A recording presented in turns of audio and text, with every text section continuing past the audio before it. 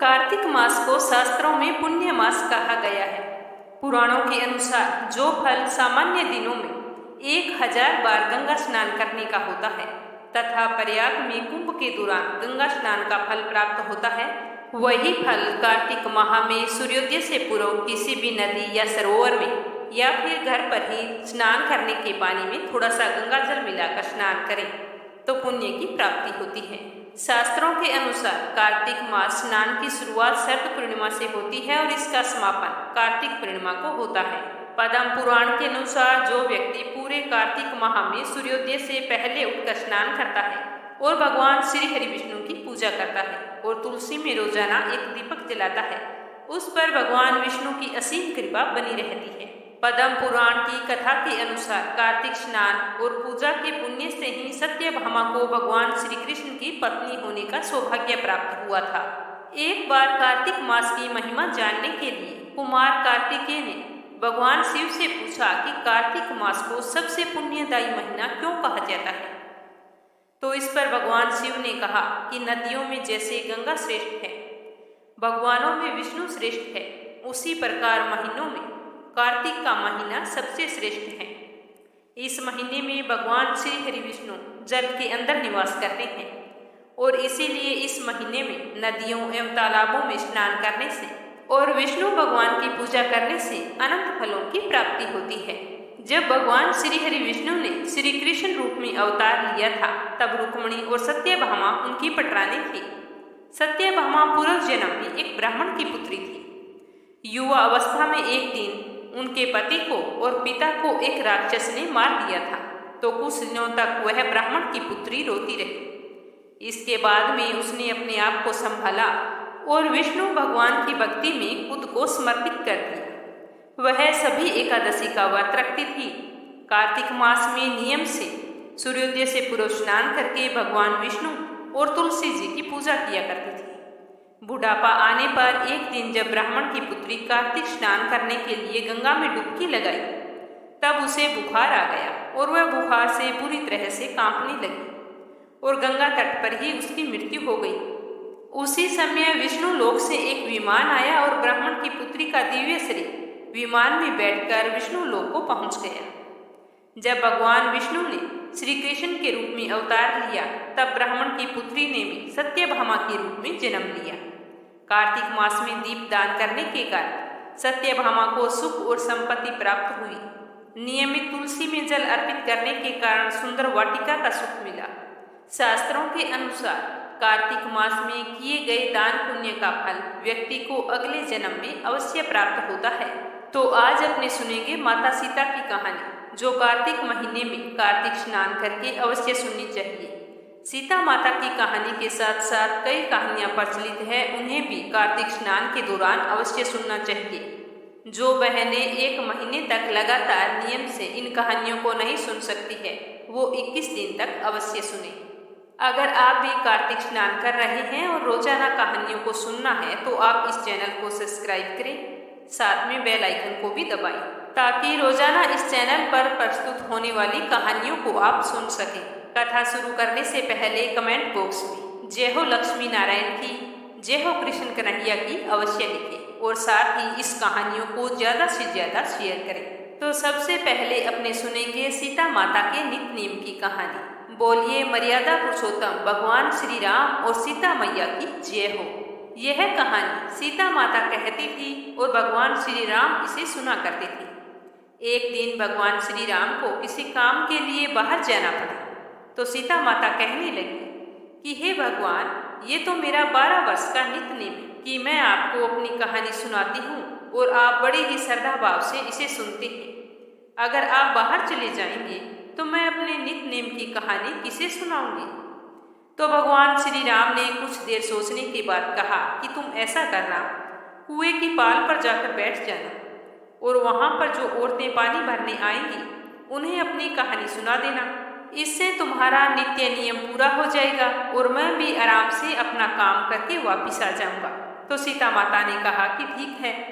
भगवान श्री राम परदेश चले गए और सीता मैया कुएं की पाल पर जाकर बैठ गई।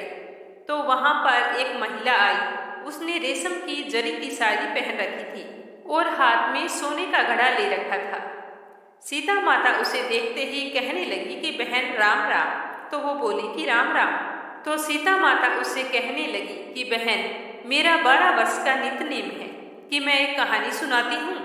आज मुझे कोई कहानी सुनने वाला नहीं मिला, इसीलिए मैं चाहती हूँ कि तुम मेरे नित्यनेम की कहानी सुन लो।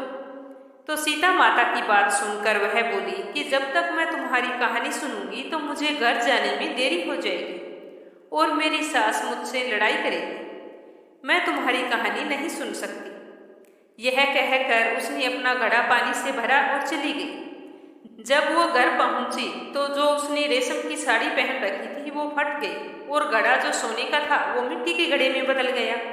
तो उसे देखते ही सास ने पूछा कि बहू, ये किसका दोष अपने सर पर लेकर आई है?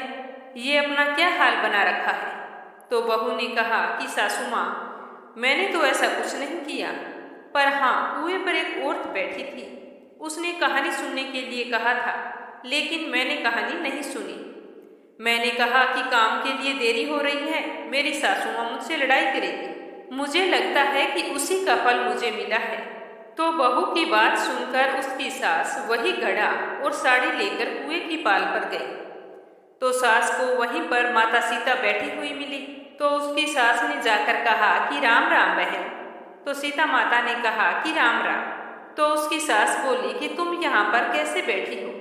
तो सीता माता कहने लगी कि बहन, मेरे 12 वर्षों का नियम है कि मैं रोजाना एक कहानी सुनाती हूँ। आज मुझे कोई भी सुनने वाला नहीं मिल रहा है, इसीलिए यहाँ पर बैठी हूँ कि कोई बहन पानी लेने आएगी तो मेरी कहानी सुन लेगी। ये कहते हुए सीता माता ने उसकी सास से कहा कि बहन, क्या तुम्हारे पास समय है मेरी कहानी सुनने के लिए? तो उसकी सास बोली कि एक बार छोड़, मैं तो 4 बार तुम्हारी कहानी सुन लूंगी। तो यह सुनकर सीता माता बहुत ही खुश हुई और कहानी कहने लगी। और वो बुढ़िया भी प्रेम पूर्वक पूरे श्रद्धा भाव से वहां पर आलथी पालथी मारकर बैठ गई। घड़े को आगे रख लिया और साड़ी उसके ऊपर रख ली। सीता माता ने कहानी कहनी शुरू की कि राम आए, लक्ष्मण आए, देश के पुजारी आए, नित्य का नेम लाए, आओ राम बैठो राम, तपी रसोई जियो राम, माखन मिश्री खाओ राम, दूध बतासा पियो राम, सूत के पलका मोठो राम, साल दुसाला पोठो राम, साल दुसाला ओढ़ो राम, जब बोलूं जब राम ही राम, राम संवारे सबके काम, खाली घर भंडार भरेंगे, सबका बेड़ा पार करेंगे। प्रेम से बोलो, सारे बोलो, श्री राम जय जय राम। तो इस तरह सीता माता ने अपनी कहानी सुनाई। तो कहानी समाप्त होते ही सास बोली कि बहन, कहानी तो तुमने बहुत अच्छी सुनाई है, मुझे तो और सुनाओ। तो इस तरह वह सीता माता से कई बार उस कहानी को सुना और फिर अपने घर चली गई। जैसे ही वो अपने घर पहुंची तो उसकी साड़ी फिर से रेशम की जरी की बन गई, मिट्टी का घड़ा फिर से सोने के घड़े में बदल गया। तो बहू कहने लगी, सासू माँ, आपने ये सब कैसे किया?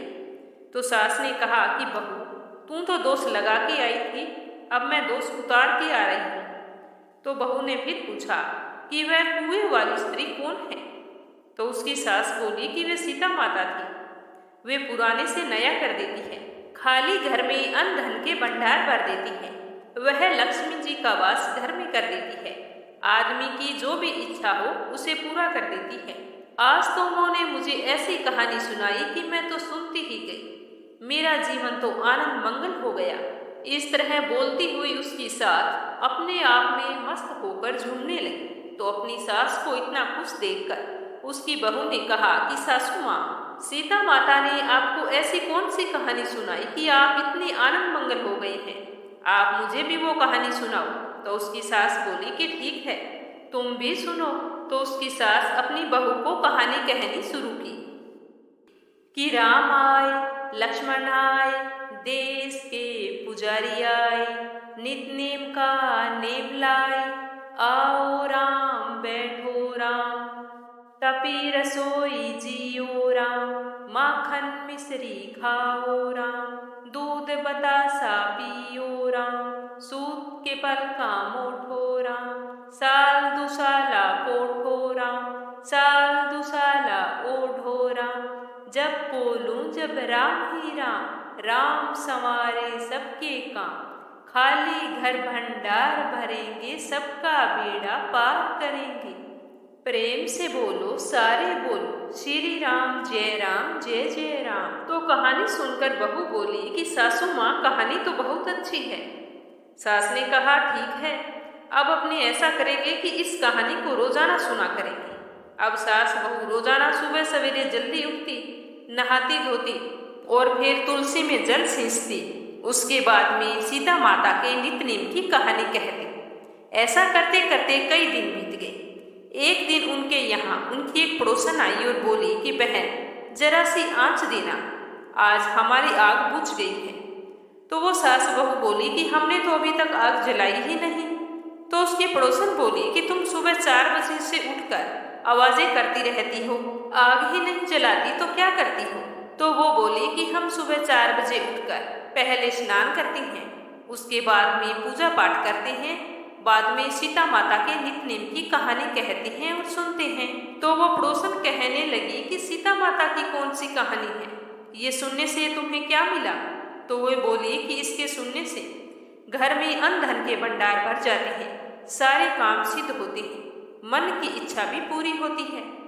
तो पड़ोसन बोली कि बहन ऐसी कहानी है तो मुझे भी सुनाओ, मैं भी कहानी सुनना चाहती हूँ। तो ये कहकर वो भी वहाँ पर बड़े ही श्रद्धा भाव से बैठ गई और वो सास बहू उसे कहानी सुनाने लगी कि राम आए लक्ष्मण आए, देश के पुजारी आए, नित्य-नेम का नेम लाए, आओ राम बैठो राम, तपी रसोई जियो राम, माखन मिश्री खाओ राम, दूध बतासा पियो राम, सूत के पल का मोठो राम, साल दुसाला कोठो राम, साल दुसाला ओढो राम, जब बोलूं जब राम ही राम, राम संवारे सबके काम, खाली घर भंडार भरेंगे, सबका बेड़ा पार करेंगे।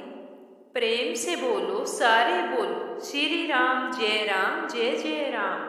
जैसे ही कहानी समाप्त हुई तो पड़ोसन कहने लगी कि बहन कहानी तो बहुत अच्छी थी, मुझे तो बहुत ज़्यादा अच्छी लगी है, आपने मुझे पहले क्यों नहीं बताया? अब तो वो पड़ोसन भी सुबह जल्दी उठकर स्नान करती, घर पर पूजा पाठ करके उनके पास आ जाती और सारी मिलकर सीता माता के नित्य-नेम की कहानी कहने लगी। उनके इस तरह कथा कहानी कहने से उनके अन्न धन के भंडार भर गए, घर में सुख समृद्धि का वास हो गया। तो धीरे धीरे ये बात पूरे मोहल्ले में और फिर पूरे गांव में फैल गई। अब तो गांव का हर व्यक्ति रोजाना सुबह जल्दी स्नान करता और उसके बाद में सबसे पहले सीता माता के नित्य-नेम की कहानी सुनता, तो सभी की मनोकामनाएं पूरी होने लगी। तभी से सीता माता की कहानी कहीं और सुनी जाती है। हे सीता माता, जैसे आपने उनके भंडार भरे वैसे हमारे भी भरना, कहानी कहने वाले के, कहानी सुनने वाले के और हुंकारा भरने वाले के सभी की मनोकामनाएं पूर्ण करना। अब अपने सुनेंगे राम लक्ष्मण की कहानी।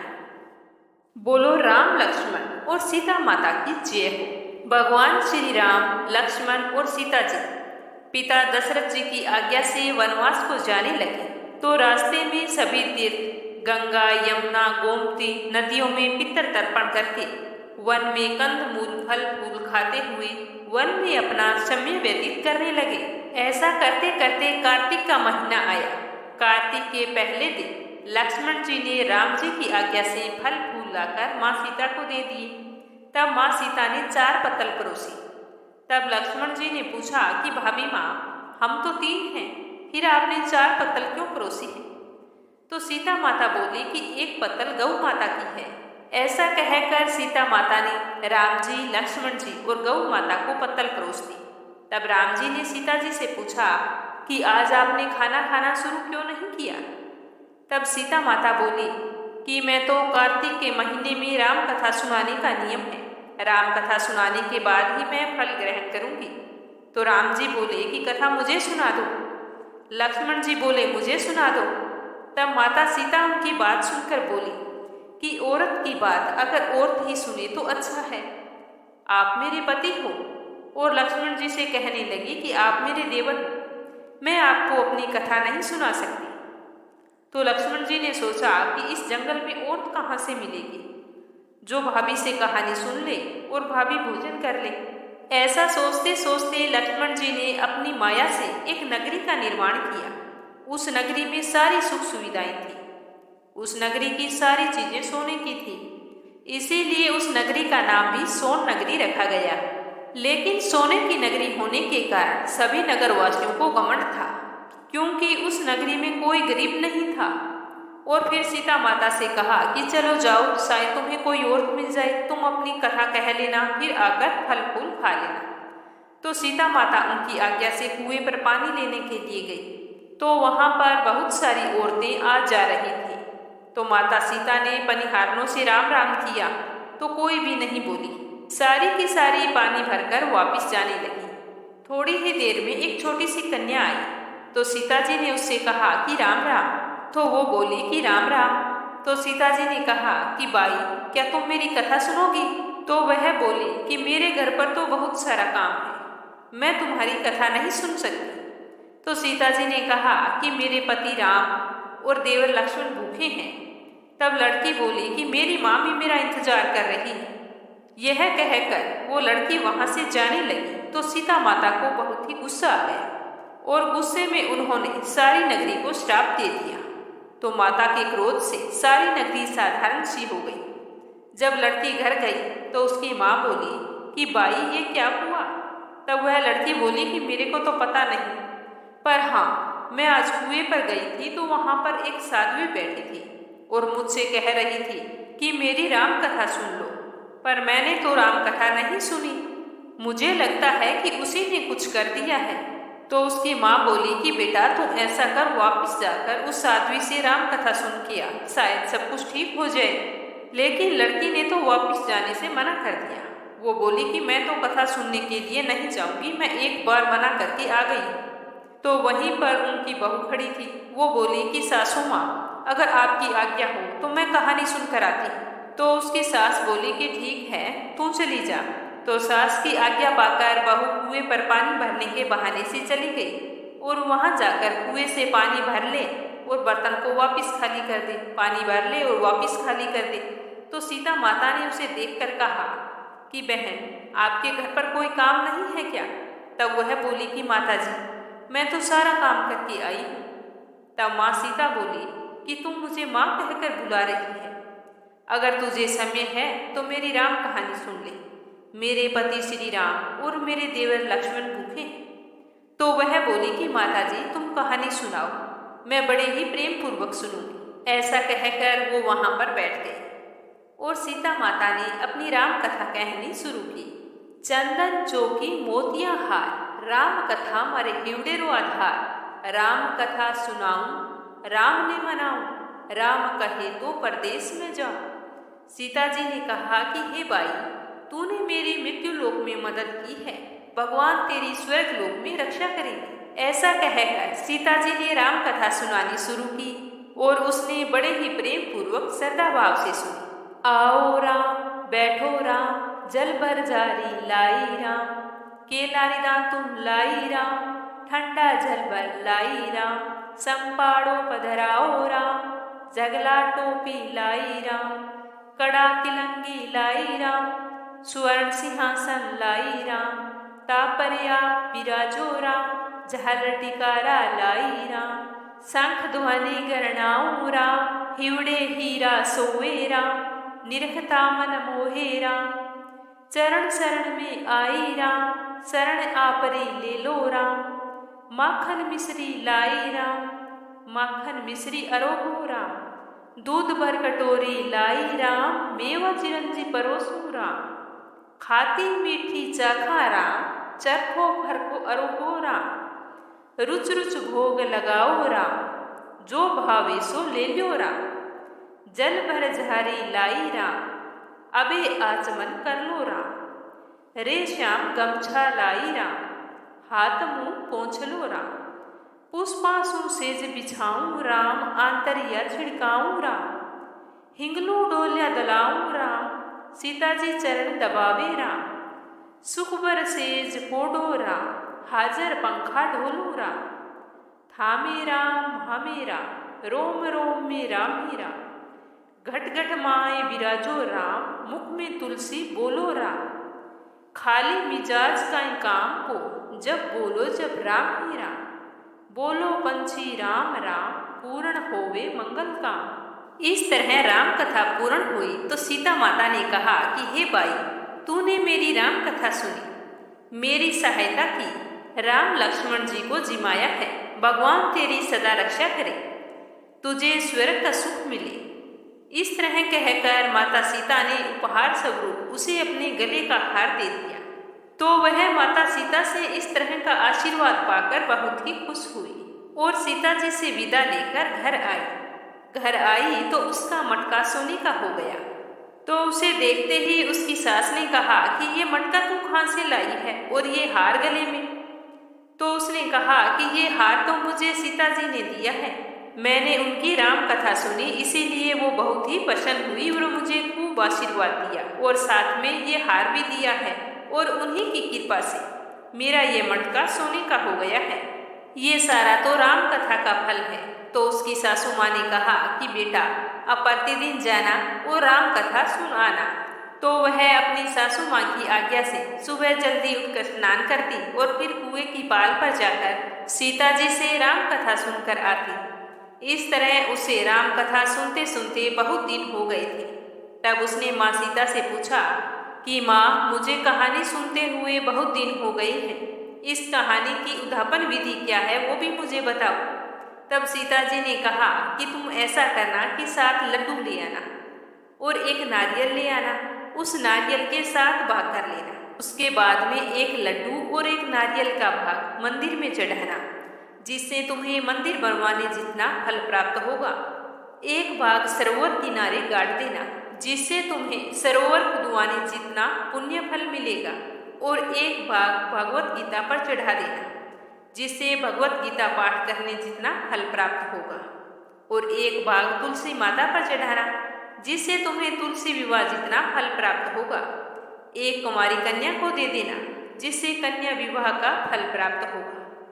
एक भाग सूर्य भगवान को चढ़ाना, जिससे 33 करोड़ देवी देवताओं को भोग लगाने जितना फल तुम्हें प्राप्त होगा। और 7वां भाग ब्राह्मण को या फिर गौ माता को दे देना, जिससे तुम्हें अश्वमेध यज्ञों के समान फल प्राप्त होगा। तो वह इस तरह सीता जी से उद्यापन के सारे नियम और विधि जानकर घर आ गई। घर आकर सारी बात अपनी सास को बताई। तो उसकी सास ने कहा कि बेटा, जैसा सीता जी ने तुमसे कहा है तुम उसी प्रकार उद्यापन कर दो।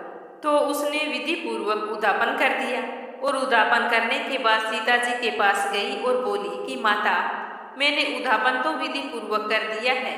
तो सीता जी बोली कि अब 7 दिन के बाद में बैकुंठ से विमान आएगा, तुम उसमें बैठ जाना। तो यह सुनकर वो घर आ गई। जैसे ही 7 दिन पूरे हुए तो विमान आया। तो बहू ने कहा कि सासू जी, स्वर्ग से विमान आया है। तब सासू जी ने कहा कि बहू, तेरे ससुर जी को व मेरे को भी ले चल, तेरे माता पिता को ले चल, सारे कुटुंब परिवार को ले चल, अड़ोसी पड़ोसी को ले चल। तो बहू ने सबको बिठा लिया, पर विमान तो फिर भी खाली था। थोड़ी देर बाद में उसकी ननंद आई तो देखते ही देखते विमान तो भर गया। तो बहू ने विमान को भरा हुआ देखकर सीता माता से कहा कि माँ, ननंद बाईसा को भी बिठा लो। तो माँ सीता ने कहा कि इसने कभी भी कोई धर्म पुण्य नहीं किया है। तो यह सुनकर उसकी ननंद बहुत ही दुखी हुई और बोली कि मुझे बताओ, मुझे क्या करना है, मैंने आपकी कथा ना सुनकर बहुत बड़ी भूल कर दी है। तब उसकी भाभी ने कहा कि बाईसा, आप पहले कार्तिक मास में राम लक्ष्मण की कथा सुनना, उसके बाद में आपके लिए बैकुंठ से विमान आएगा। तो दूसरे साल उसकी ननंद बाईसा भी कार्तिक माह में राम लक्ष्मण की कहानी सुनने लगी। पूरे महीने कथा सुनकर उसने उद्यापन भी विधि पूर्वक कर दिया।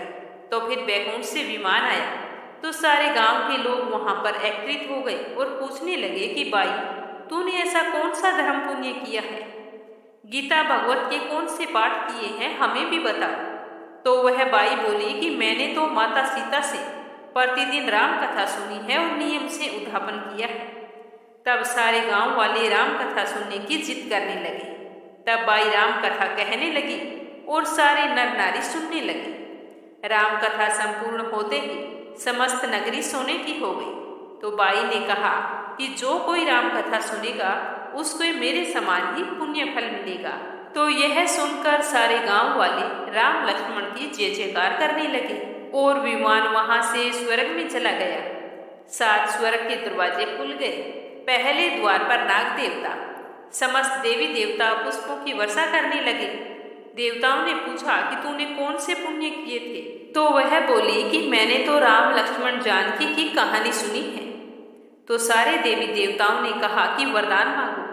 तो उसने कहा कि मेरे पास तो सब सिद्धियां हैं, मुझे यह वरदान दो कि जो भी व्यक्ति श्रद्धा व भक्ति से राम कथा सुनेगा उसे मेरे ही समान फल मिलेगा। तो सारे देवताओं ने उसे आशीर्वाद देते हुए उस पर फूलों की वर्षा करते हुए तथास्तु कहा। चारों ओर राम की जय जयकार होने लगी। तभी से माना जाता है कि अगर कोई पूरे साल राम कथा को नहीं सुन सकता है तो कार्तिक माह में राम कथा अवश्य सुननी चाहिए। और अब एक कहानी सुनेंगे तुलसी माता की। एक बुढ़िया थी, वह नित्य नियम से तुलसी माता की पूजा करती थी। उसके एक पोती थी, तो वह अपनी दादी को नित्य नियम से तुलसी माता की पूजा करते हुए देखकर वो भी नियम से तुलसी माँ की पूजा करने लगी। अब वह रोजाना सुबह जल्दी उठती, स्नान करने के बाद में सबसे पहले तुलसी माता को जल अर्पित करती, उसी के बाद कुछ खाना पीना करती थी। धीरे धीरे उसका यह नियम बन गया कि वो तुलसी की पूजा किए बिना कुछ भी नहीं खाती पीती थी। इस तरह समय बीतता गया। समय के साथ वो कन्या बड़ी हो गई। जब वो कन्या शादी लायक हुई तो उसके माता पिता ने एक अच्छे से घर में उसकी शादी करवा दी। शादी के बाद जैसे ही वो ससुराल के लिए विदा होने लगी तो उसकी दादी माँ ने उसे एक तुलसी का गमला दिया और कहा कि बेटा नियम से इसकी पूजा ससुराल में भी करना, इससे तुम्हारे घर में सुख सौभाग्य की वृद्धि होगी। तो वह बड़ी ही खुशी से अपनी दादी माँ से उस गमले को लेकर ससुराल चली गई और रोजाना सुबह जल्दी उठती और फिर स्नान करके तुलसी माता की पूजा करती। उसी के बाद में चाय पीती। ससुराल में उसके 2 जेठानियां थी। वो उसे इस तरह पूजा पाठ करते देखती तो ईर्ष्यावश उसका मजाक उड़ाती थी। कहती कि बड़ी आई नियम धर्म वाली, सारे शास्त्र तुम ही जानती है। सुबह का काम काज ना करना पड़े इसीलिए बहाना बनाकर तुलसी की पूजा करने के लिए बैठ जाती है। ऐसा करते करते एक दिन दोनों जेठानियों ने कहा कि क्यों न आज हम इसका गमला छुपा देते हैं, देखते हैं कि ये पूजा कैसे करे। तो उन्होंने ले जाकर एक जगह तुलसी का गमला छुपा दिया।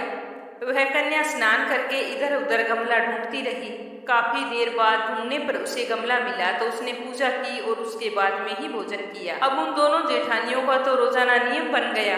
वो उसकी तुलसी के गमले को उठाती और कहीं ना कहीं ले जाकर छुपा देती, लेकिन उसने अपनी जेठानियों को कुछ भी नहीं कहा। वह अपनी श्रद्धा से इधर उधर ढूंढकर जब भी उसे गमला मिलता तो उसमें जल सींचकर उसी के बाद खाना खाती। तो एक दिन उसकी जेठानी ने गमले को वहां से उठाया और दूर जाकर जंगल में फेंक आई। तो उस दिन उस कन्या ने स्नान करके गमले को खूब ढूंढा पर उसे गमला नहीं मिला। वह तो बहुत ही परेशान हो गई और दुखी होकर अपने कमरे में बैठ गई और उसने खाना भी नहीं खाया क्योंकि उसका नियम था वो पूरा नहीं हुआ। तो उसे इस तरह से परेशान देखकर तुलसी माता उसकी सच्ची भक्ति से बहुत ही प्रसन्न हुई। तुलसी माँ के आशीर्वाद से उसके कमरे में तुलसी माँ का गमला प्रकट हो गया। अगले दिन जब वह सुबह उठी तो देखती है कि उसके घाट के चारों कोनों पर तुलसी माता का गमला है। तो यह देखकर वो तो बहुत ही प्रसन्न हुई और कहने लगी कि अब मेरी तुलसी माता को कोई नहीं चुरा सकेगा। पूजन करने के लिए मुझे अब कहीं बाहर नहीं जाना पड़ेगा और कोई भी मेरी तुलसी माता को फेंक भी नहीं सकेगा। तो वो जल्दी से स्नान करने के लिए गई और स्नान करके तुलसी माता की पूजा की और पूजा करने के बाद में जैसे ही रसोई घर में वो खाना खाने के लिए गई तो उसे भोजन करता हुआ देखकर उसकी दोनों जेठानियां उसका मजाक उड़ाने लगी और कहने लगी कि लोग देवरानी का नियम धर्म पूरा हो गया। और उसके पास आकर बोली कि तुलसी जी की पूजा कर ली क्या देवरानी जी? तो वह बोली कि हाँ कर ली। तो उसकी जेठानी बोली कि क्यों झूठ बोल रही है, सही सही बोलना कि भूख बर्दाश्त नहीं होती, खाना खाना है तो यूं ही खा ले, पूजा करने का बहाना क्यों बना रही है? तो उसने कहा कि जेठानी जी मैंने पूजा कर ली है।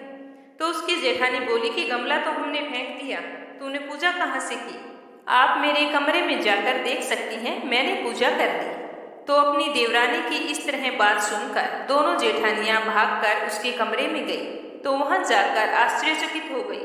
देखा कि तुलसी माता का बड़ा सारा पौधा वहां पर खड़ा है। तो ये देखकर उसकी जेठानियां बहुत ही शर्मिंदा हुई और बोली कि देवरानी, तेरी भक्ति सच्ची है, हमने तुम्हें यूं ही परेशान किया, हमें माफ कर दो। उसी दिन से तीनों देवरानी जेठानी सुबह जल्दी उठकर स्नान करती और उसके बाद में तुलसी माता की पूजा अर्चना करके उसके बाद में घर का कोई अन्य काम करती। ऐसा करने से उनके घर में सुख सौभाग्य का वास हुआ, अन्न और धन के भंडार भर गए और 10वें महीने उन तीनों देवरानियों जेठानियों को सुंदर पुत्र की प्राप्ति हुई। हे तुलसी माता, जैसी कृपा आपने उन पर की वैसी हम पर भी करना, अपनी कृपा दृष्टि बनाए रखना। अब सुनते हैं लप्सी और तपसी की कहानी, जो हर वर्त कथा के बाद में अवश्य सुननी चाहिए। एक लप्सी था, एक तपसी था।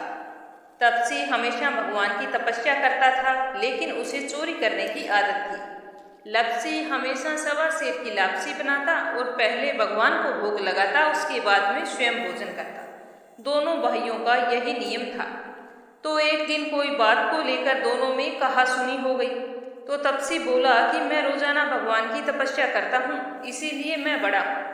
तो लप्सी बोला कि मैं रोज भगवान को सवा सेर लापसी का भोग लगाता हूँ, इसीलिए मैं बड़ा हूँ। ऐसा कहते हुए दोनों जोर जोर से लड़ने लगे।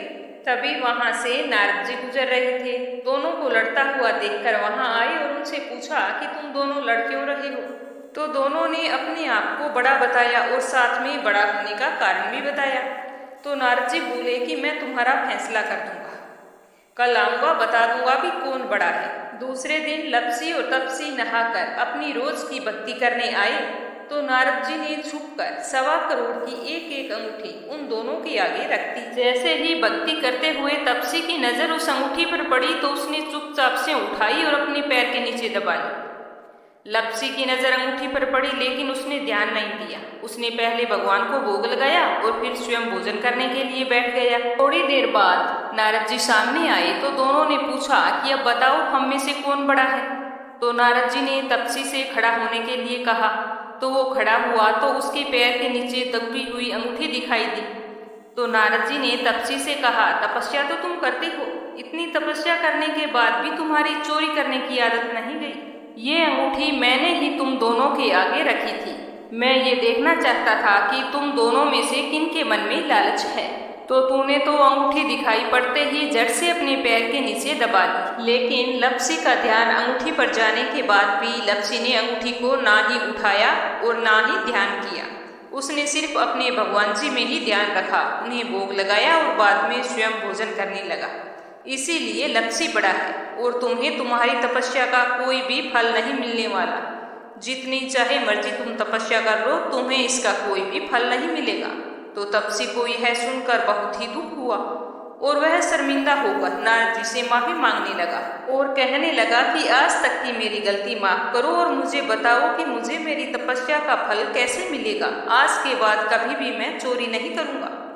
तो नारद जी ने कहा कि यदि कोई गाय और कुत्ते की रोटी नहीं बनाएगा तो उसका फल तुझे मिलेगा। यदि कोई आदमी ब्राह्मण को भोजन करवाकर उसे दक्षिणा नहीं देगा तो उसका फल भी तुझे ही मिलेगा।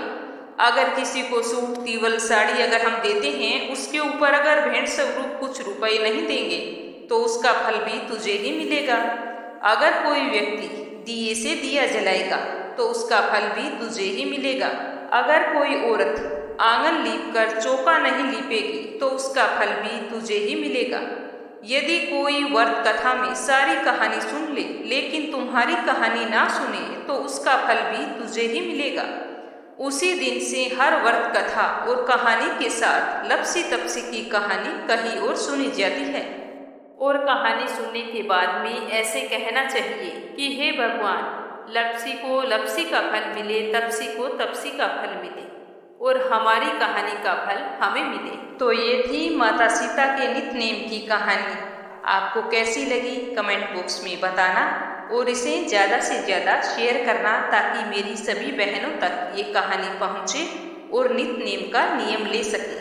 क्योंकि माता सीता के इस नित नेम की कथा को नियमित रूप से सुनने से घर का खोया हुआ मान सम्मान और सुख सौभाग्य लौट आता है। घर में अन्न धन के भंडार भर जाते हैं और मन की मुराद पूरी होती है। तो ये थी कार्तिक माह में सुनी जाने वाली सीता माता की कहानी। उम्मीद करती हूँ कि आपको जरूर पसंद आई होगी। और अब से रोजाना मीरा भक्ति चैनल पर कार्तिक स्नान की कहानी प्रस्तुत की जाएगी। भगवान श्री हरि विष्णु की कृपा पाने के लिए रोजाना इन कहानियों को श्रद्धापूर्वक